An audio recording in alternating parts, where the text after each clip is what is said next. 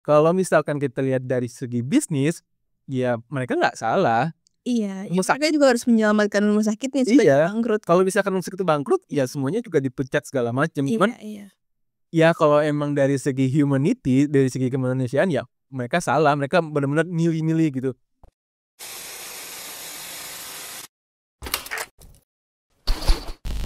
Hai, welcome to Deep Flick bareng gua Rabi dan di sebelah gua ada dalam segmen Deep Series. Deep Series adalah sebuah segmen di mana gua dan Hani akan ngomongin satu series yang udah kita tonton pastinya.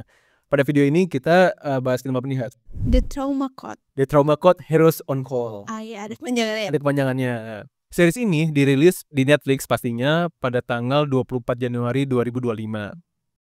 Sebelum masuk ke sinopsisnya, Hani akan ngasih info pemain-pemainnya siapa aja nih. Oke, dari pemainnya tuh yang pertama case-nya adalah Ju Ji Hoon. Ini kalau yang nonton dari zaman baheula tuh ada drama Korea judulnya Princess Hours, itu dia main. Terus kalau yang sekarang tuh dia main di terakhir tuh di Light Shop Kingdom ya. Kingdom ya. Sama yang terakhir juga ada di Love Your Enemy. Nah, terus yang keduanya ada Cho Young Woo. Dia di sini berperan sebagai yang Jaewon. Aku jujur baru belum nonton sih Pertama Iya, tapi aku tahu dia filmnya lagi tayang juga, dramanya adalah The Tale of Lady Oak.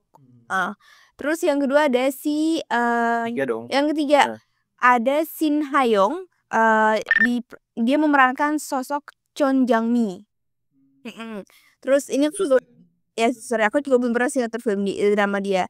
Terus yang keempat itu ada Yoon Kyung Hoo yang memerankan Han Yurim. Ini aku udah beberapa sih nonton drama dia. Terus ada Jong Jae Kwang yang memerankan Park Young Woo. Terpak yang dokter anestesia. Anestesia. Dan sebenarnya banyak sih pemain-pemain senior lainnya ada yang suka muncul di drama Korea juga main-main di sini gitu. Oke, itu dia para pemainnya dan sekarang Hani akan bacain sinopsisnya. Hani silahkan. Oke, jadi sinopsisnya ini menceritakan tentang Dr. Baek Kang Hyuk. Dia adalah seorang ahli bedah trauma jenius yang telah melakukan operasi di zona konflik di seluruh dunia lah. Nah, dia tuh cukup percaya diri lah dengan kemampuannya. Sampai suatu saat dia yang tinggal di Afghanistan tiba-tiba disuruh balik oleh menteri kesehatannya di Korea untuk menjadi ahli bedah trauma di Rumah Sakit Universitas Hankung. Kalau nggak salah nyebutnya Hankung atau apa gitu. Bacanya Hanku kan? Iya, pokoknya itu dia menjadi dokter ahli bedah traumanya di rumah sakit itu gitu. Nah, film ini tuh series ini menceritakan tentang bagaimana si pusat trauma ini di universitas ini tuh berjalan dan bagaimana perjuangannya si Dr. Baek dan juga para murid-muridnya gitu, para anggota-anggota dari tim itu untuk membuat si pusat trauma ini tetap ada gitu. Gimana mereka nyelamatin pasien lah. Itu dia sinopsisnya. Sekarang kita akan masuk ke bagian pembahasan. Aku mulai dari whole story-nya dulu kali Han ya. Jujur kalau nonton series kedokteran tuh aku baru nonton 2, yaitu House. Tau gak sih House? Itu series barat tahun 2000, aku SMP kayaknya, 2008 2000 awal gitu. Terus yang kedua yang all time my favorite ya The Scrubs. Nah, tapi aku nggak nonton Grey's Anatomy dan kawan-kawannya.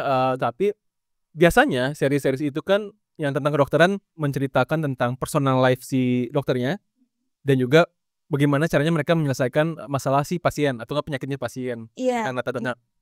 Tapi di sini aku ngeliat ada sebuah POV yang baru aja gitu. Nggak tahu mungkin udah ada atau belum.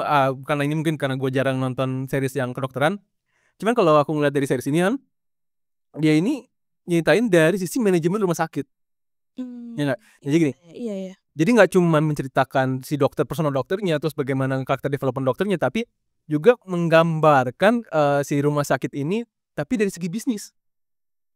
Nah, kenapa aku ngomong gitu? Karena kalau biasanya kan di series itu lihat rumah sakit itu tempatnya orang-orang menyelamatkan nyawa, entah bagaimana caranya bisa selamatkan. Nah, tapi kalau di series ini justru mereka ini berbondong-bondong gimana caranya cari cuan. Iya. Nah, sama kayak bisnis rumah sakit bisnis rumah sakit. Jadi kayak misalnya ini tuh aku lihat tuh kayak ini adalah ya kayak konsep ekonomi aja sih kan, kayak selain supply and demand, sistem ekonomi kan gimana caranya kita mengeluarkan modal sesedikit mungkin untuk mendapatkan profit semaksimal mungkin. Dan ini digambarkan jelas di rumah sakit ini. Nah, di rumah sakit ini tuh yang aku suka adalah konflik ceritanya itu adalah sebuah konflik kontradiktif.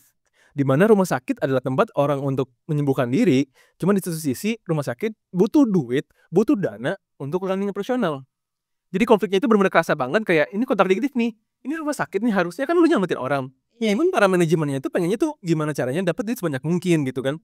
Jadi yang aku cukup unik ceritanya adalah ya ini konfliknya tuh bukan konflik drama percintaan segala macam, tapi lebih ke drama bagaimana dari sisi bisnis atau enggak dari segi humanity gitu. Karena kalau kita lihat dari segi bisnis apa yang dilakukan oleh direktur dan kepala dokter Si kepala hall itu kalau kita lihat ya kepala perencanaan, kalau misalkan kita lihat dari segi bisnis, ya mereka nggak salah. Iya, mereka juga harus menyelamatkan rumah sakitnya supaya bangkrut. Kalau misalkan rumah sakit itu bangkrut, ya semuanya juga dipecat segala macam. Cuman ya kalau emang dari segi humanity, dari segi kemanusiaan ya mereka salah, mereka benar-benar milih-milih gitu. Jadi yang aku senengi adalah ini aku ngerasa fresh aja gitu. Ini yang benar-benar fresh gitu ya, kata-kata fresh itu yang benar-benar jarang loh kalau misalkan menceritakan konfliknya yang dari segi bisnis dan juga dari segi kemanusiaan. Itu sih yang poin nomor aku untuk di story-nya sih kan. Kalau kamu gimana? Sama sih, aku lumayan cukup banyak nonton drama Korea ya yang menceritakan tentang kedokteran lah gitu kan. Kayak dokter romantik lah, semua dan lain-lain. Nah biasanya tuh juga kayak kamu bilang, biasanya itu lebih fokus ke kehidupan dokternya atau kayak kehidupan pasien-pasiennya. Kayak ibaratnya mah kalau aku nonton kayak hospital playlist atau berapa tuh biasanya drama medical tuh lebih kayak slice of life gitu. Oke. Gimana ada kejadian ini terus gimana mereka ngobatinnya gitu kan. Nah kalau ini tuh menurut aku beda aja, dia bener-bener fokus ke rumah sakitnya. Manajemen rumah sakit. Iya, manajemen rumah sakitnya gitu. Ada sih dia ngasih ya bagaimana mereka mengobati pasien-pasiennya gitu kan. Cuman kayak lebih fokus samanya lah ke itunya, itu sih yang bikin beda sih. Konfliknya ini yang cukup buat aku beneran fresh gitu. Jarang lihat ada kayak gitu. Dan aku senengnya ini tuh nggak terlalu, bahkan kayaknya nggak ada adegan, maksudnya nggak ada love line-nya gitu. Iya, nggak ada romansnya. Nggak ada romansnya. Hubungan sama kamu kan kayak, aku harap ini kayaknya nggak ada romansnya. Dia udah fokus ke dokter baik aja gitu. Iya, katanya sih ada 3 season. Nah, terus yang bikin menarik lagi ketika sebuah sistem ini yang bobrok ini, di mana semua orang tuh berlomba-lomba mencari duit. Bahkan kan ada yang ranking kan. Nah, pendapatan yang paling banyak, pengeluaran yang paling boros itu si dokter baik. Nah, tiba-tiba datanglah di satu sistem yang bobrok ini datang seorang dokter yang namanya dokter baik. Emang baik bener lah. Dokter baik. Iya baik, ya itulah dokter baik. Tulisannya baik. Nah, satu dokter ini yang berani, yang tegas untuk pengen mutus rantai keburukan ini gitu. Karena si dokter baik kan juga tahu kan kalau misalkan rumah sakit ini tuh juga disupport sama kementerian sampai 10 miliar sampai itu kan. Tapi ternyata pas di pusat traumanya benar-benar zong. Bahkan ruang operasinya juga mereka terbatas segala macam. Jadi bagaimana perjalanan si dokter baik memutuskan rantai sistem yang bobrok ini sih kan. Yang lihat dan bagaimana si dokter baik ini dengan gigih, dengan percaya diri bisa nih mau melawan para manajemennya. Contoh kayak direkturnya juga dilawan aja gitu kan, benar-benar gigih lah gitu. Tapi gigihnya di sini bukan tanpa ada alasan, karena ya si dokter baik pengen kayak memperlihatkan gitu. Apa sih mau tujuan sebagai dokter tuh apa gitu? Apa sih yang mengingatkan nggak sih? Iya, mengingatkan kayak duit itu penting, cuman nyawa seorang manusia itu nggak bisa dinilai dari duit gitu. Mau berapapun uang yang dikeluarkan, selama itu pasien, ya udah itu kan kewajiban rumah sakit gitu. Gitu sih dokter baiknya. Terus ya aku seneng juga in the end kan kalau kamu ingat semua dokter itu saling acuh nggak acuh nggak sih, saling nggak peduli gitu. Terus kayak masing-masing aja gitu. Udah dikelompokkan itu nggak Ya, sih? Jadi tuh antar misalkan kayak dokter Obgyn sama dokter bedah syaraf tuh jadi kayak saling kompetitif. Iya, karena kayak di ranking, karena di ranking maka mereka kan jadi saling kompetitif. Nah, terus salah satu poin plus juga di mana dokter baik ini berhasil nih ngebawa anak-anak didiknya gitu. Si suster, terus si dokter Jang, terus sama dokter Park. Ya, yang akhirnya menyadarkan beberapa dokter-dokter lain kayak ini loh tugas sebagai dokter tuh untuk menyelamatkan manusia, menyelamatkan pasien gitu, apapun caranya gitu. Terus buat aku poin plus selanjutnya itu di komedi sih kan. Nah, wah aku suka banget dengan komedi. Iya parah sih, lucu. Gini, aku jujur nonton K-drama cukup sedikit referensinya, karena kan aku baru nonton K-drama ya setelah sama kamu gitu, which is 4 tahun. Jadi penilaian aku terhadap K-drama tuh masih sangat minim lah gitu kan. Nah, aku nonton si Ju Ji Hoon itu baru di Light Shop yang terakhir sama Kingdom season 1 season 2. Nah, aku tuh ngerasa film-film dia ataupun series dia itu lebih ke tengil, arogan, tapi dia punya alasan yang kuat kenapa dia kayak gitu. Bahkan aku ngerasa vibe yang sama si Ju Ji Hoon ini dengan Kingdom season 1. Maksudnya vibe-nya kayak gimana? Vibe-nya tuh kalau di season Kingdom 1 tuh dia yang tengil, yang bukan egois, apa ya, arogan lebih tepatnya. Cuman dia kalau di Kingdom season 1 dia kan sebagai pangeran. Wajar untuk tengil tuh wajar gitu. Wajar gitu dia tengil segala macam ya suka dia pangeran tuh kan. Kalau di set ini ya dia cuman dokter yang punya atasan gitu. Tapi dia nggak takut untuk mengeluarkan apa yang dia rasain gitu. Jadi itu yang bikin lucu, itu yang bikin patah gitu. Dimana orang biasanya nurut, sudah kasih baik, aku main, aku main gitu. Kalau kamu gimana? Dia tuh ya sama sih, komedinya aku suka banget. Dan aku tuh justru awalnya mikir aku kan ngajakin kamu nonton ini kan. Aku pikir ini kayak karena terakhir kan dramanya Ju Ji Hoon tuh yang kayak Kingdom, Light Shop. Tapi ya maksudku tuh berat gitu loh, nggak ada funny-funnynya gitu kan. Terus juga Love Your Enemy lah masih lebih romance gitu kan. Nah, tapi begitu Traumakot aku pikir kayak ini bukan film yang akan aku suka, ini akan film yang itu thriller kan. Ternyata justru malah end up ini lucu banget sih. Dan komedinya tuh kayak apa ya? Komedi situasi atau komedi jatuhnya ya, karena kayak situasinya yang bikin lucu. Nah, terus kalau misalnya ngomongin Ju Ji Hoon, ya emang tapi dia memang sih aku pikir akan ada kebosanan karakter karena biasanya dia yang gimana sih, tipe yang pendiam, tipe yang serius gitu loh. Karena aku nonton dia Prince Hours juga gitu kan, tipe yang seriusnya lah gitu, karena dia prince lah gitu kan di situ.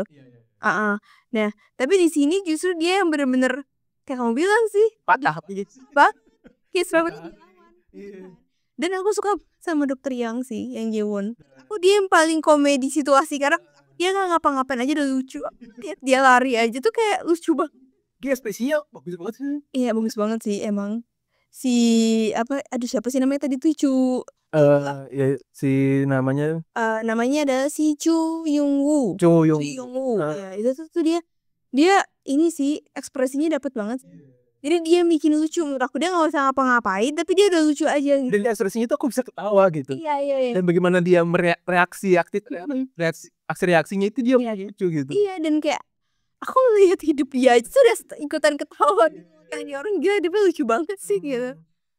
Aku juga, tapi walaupun aku baru pertama kayak wah ini apakah dia emang aktor terkenal atau baru-baru ya? Kayaknya dia termasuk aktor baru deh. Kayaknya ya, mungkin nggak tahu kalau aku salah ya, mungkin. Tapi memang aku lihat dramanya yang dia mainin sih belum yang terlalu gimana banget. Mungkin dia jarang main jadi main case kali ya. Mungkin ya. Tapi ya pokoknya yang aku tahu baru. Top sih di sini, top banget. Aku juga kayak parah. Kaget juga, wah dia keren juga nih mainnya gitu. Iya. Tapi kalau aku sih kan yang bikin lucu juga sih Dokter Han sih. Iya, Dokter Han itu kan. Dia marah-marah aja kayak tuh kayak Regen versi Korea. Nah. Persis kayak gitu.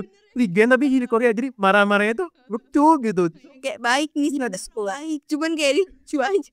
Justru kalau dia hanya nggak marah-marah just gak boring gitu buat. Itu emang kayak Regen tapi versi Korea gitu. Iya. Lucu sih.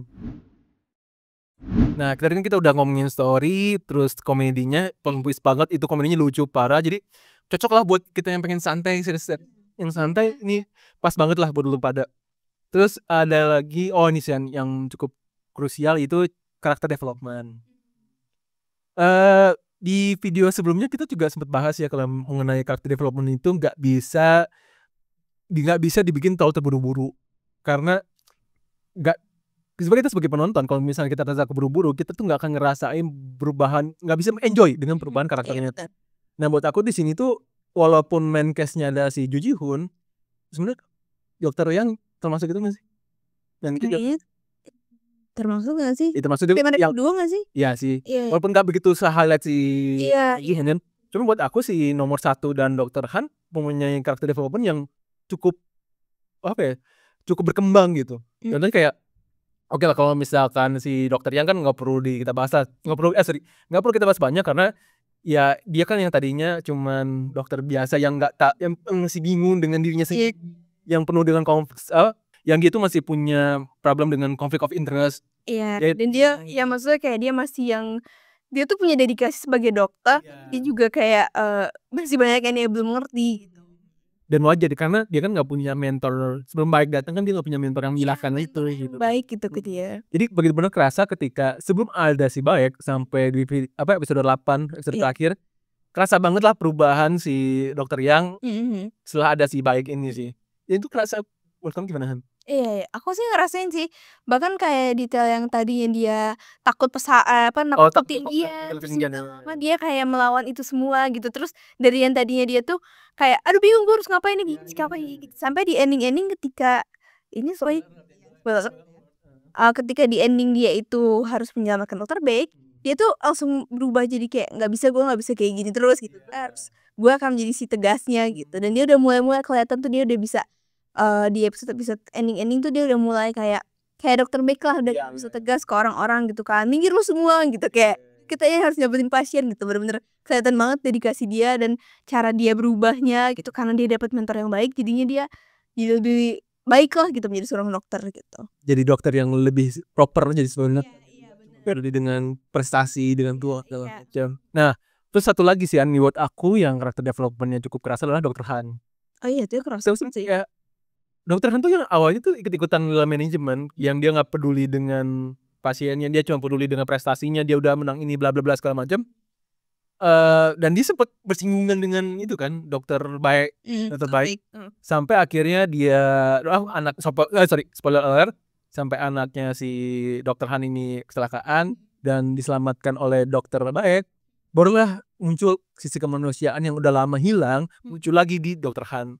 Dan apa ya, aku ngerasa kayak yang dari awal episode yang dia nggak setuju, ngapain ada dia yang pengen ngancurin si Dokter Baik, tapi di ending dia tuh jadi kayak apa ya, dia berusaha memunculkan kembali sisi manusianya sebagai dokter gitu. Iya, jadi kayak inget lagi, oh iya tujuannya apa sih jadi dokter gitu. Terus apalagi pas anaknya bilang, oh iya kamu ayah keren ayah tidak keren ketika sedang bedah yang sudah gitu. Itu yang bikin muncul lagi, wah ini kan tugas gue sebagai dokter gitu. Dan juga ada aku lucu sih pas dia berusaha untuk jadi dokter baik, tau gak sih? Aku udah dokter baik. Itu lucu sih. Cuma gak apa, itu stimulasi diri sendiri, gak apa-apa, bagus sih. Sama aku sama ada yang aku suka juga, ada si Dokter Park. Si Jong-won ya, nggak tahu ya, aku merasa itu kan di awal-awal tuh kayak kita tuh meraba-raba nih orang sebenarnya mata-mata kan, nih orang jahat kah atau enggak gitu kan. Ya kalau cuma kayak oke dia punya sesuatu yang punya ilmunya lah gitu kan, dia hebat gitu, dia pinter gitu kan. Dokter Baik pun mengakui gitu. Residen kan, dia bisa residen kan? Iya, dia masih residen dan dia bahkan tadi mau kayak nerusin dulu sekolahnya gitu kan. Nah terus tapi di ending tuh dia udah mulai lebih kebuka, mungkin dia udah mulai lebih nyaman. Tadinya dia tuh kaku parah, terus dia udah mulai lebih nyaman gak sih sama Dokter Baik. Terus juga dia yang kayak dia ngobrol sama perawatnya, dia udah bisa senyum, udah bisa, jadi kayak perlahan-lahan tuh kelihatan gitu, oh dia tuh sebenarnya tuh bukan tipe yang gimana ya, dia tuh kayak orang baik nih gitu, dia seorang dokter yang baik gitu kan. Dia di awal kelihatan kayak kaku, tapi lama-lama dia mulai luas, mulai nyaman, mulai ini gitu lah. Buat aku sih dia mirip dengan Dokter Yang, Dokter Yang. Dengan Dokter Yang bedanya adalah yang satu dia Dokter Yang itu yang lebih ekspresif segala macam, yang satu Dokter Park ini yang lebih pendiam kata kamu Tia. Cuman itu sama-sama orang sosok dokter yang butuh mentor aja gitu, orang-orang sama-sama itu gitu. Jadi Dokter Baik itu tidak hanya datang ke rumah sakit itu sebagai pemecah rantai kebobrokan manajemen, tapi juga sebagai inspire ke dokter-dokter selanjutnya gitu. Yang kayak punya potensi yang lebih gitu kan. Iya bener sih, mungkin dalam hidup memang perlu mentor supaya lebih mentor yang tepat gitu. Karena kalau ngeliat dokter anestesi yang lain kan kayak ngapain sih lu capek-capek gitu, ngapain sih lu gini-gini gitu. Itu sih. Dia dedicated lah. Paling terakhir dari aku ini sih masalah detailing. Gimana tuh? Tau gak sih setiap kali operasi itu dia benar-benar detail gitu, tau gak sih, benar-benar jantung tuh berdegup gitu. darah, bener-bener darah. Misalkan darah bukan daerah CGI. Terus itu banyak banget kayak bikin film atau series darah tuh CGI gitu. Kamu baru ya nonton drama Korea Medicine ya? Aku ya nonton medicine baru sama ini gitu. Jadi aku nonton film barat kan. Iya, terus juga ada Scrub mungkin kan lebih fokus lucu gak sih? Itu kalau Scrub dia tuh lebih fokus komedi dibanding kalau ini kan aku bilang kalau referensi kayak drama aku tuh minim, jadi aku mengakui itu dari awal. Jadi penilaian aku ya udah gitu masih cetek lah kayak drama. Jadi ketika aku ngeliat sedetail ini tuh aku cukup terbuka, oh ini film Korea loh, ini film Asia loh, walaupun emang modalnya Netflix. Cuman aku niat gitu, beneran niat. Tapi gini, mungkin kan aku udah nonton beberapa kayak Dr. Romantic, Savile Playlist, Doctor, sama apa lagi gitu aku lupa. Nah, itu tuh memang kalau yang Korea tuh dia lumayan detail terhadap kayak gitu-gitunya. Jadi mereka tuh seakan-akan bener-bener kayak jantung detak gitu kan. Terus kayak emang bener-bener diliatin banget, misalkan kayak apa section yang kayak ngambil darahnya keluar, terus darahnya muncrat kayak gitu. Darahnya tuh emang real. Emang gitu. Cuman emang kalau di sini aku ngerasa dia niat banget di apa ya namanya ya, animasi ya, animasi. Jadi yang kayak misalkan tiba-tiba di awal-awal tuh Dr. Beck tuh cuman ngeliat doang dia udah tahu nih masalah di mana. Terus diliatin kayak animasi. Dia emang niat banget sih, aku kayak wah ini mahal nih pasti itu kan, karena bener-bener ngeliatin detailingnya gitu. Cuman kalau menurut aku tapi ya itu juga satu detail yang bagus ya. Cuman kalau emang nonton ya drama Korea itu ya medikalnya tuh dia memang seniat itulah tuh, kayak Dr. Romantic sama Hospital Playlist itu maksudnya niat. Jadi kalau untuk standar Korea mah emang kayak gitu ya. Iya, kalau darah muncul gitu itu ya inilah gitu. Oke. Ya.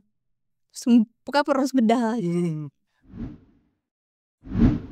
Buat aku udah sih kayak gitu aja. Pokoknya dia story-nya ya buat aku cukup fresh. Ini beneran aku ngomong fresh tuh bukan yang so-soan. Aku ngomong fresh tapi gak paham apa arti fresh gitu.